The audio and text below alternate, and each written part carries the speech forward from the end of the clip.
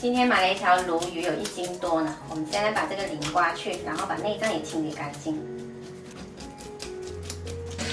杀好的鲈鱼一定要把肚子里的黑膜清干净，这样才没那么腥。处理干净了，先把这鱼头切下来，然后呢，贴着鱼足骨的位置把鱼片下来，然后再把这个大骨刺给它去掉，再打斜刀片成薄片。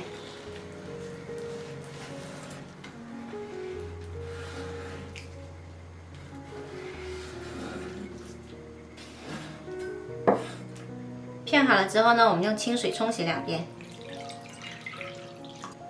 再捞出来，稍稍挤干水。准备葱姜，加少许料酒，抓出葱姜水。把葱姜水倒到鱼片里，先抓捏一会儿。抓到葱姜水完全吸收了，我们来调一下味。加入盐、胡椒粉、淀粉。顺时针给它搅匀啦，等鱼片裹上浆了之后腌制20分钟。再来准备一些配菜，我准备的是青瓜跟黑木耳。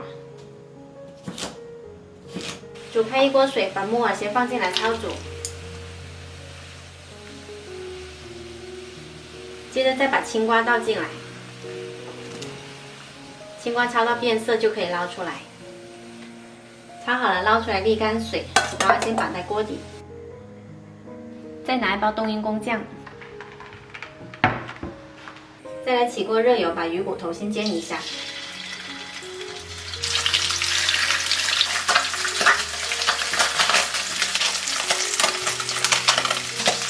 两面煎金黄了，加入姜片，再煎一会儿，接着淋入开水煮开。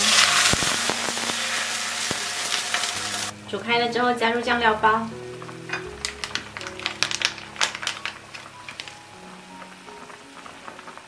冬阴功酱料包放进去煮个2到3分钟，我们先把这个鱼骨给它捞出来，接着把鱼片放进来，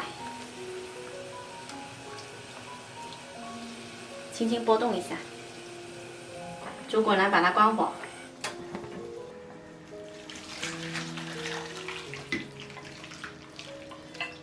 可以再来1把辣椒，泼上热油。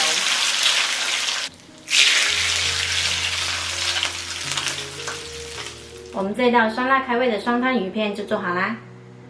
这鱼片吃起来特别的嫩滑，喜欢的朋友一定要试一下哦。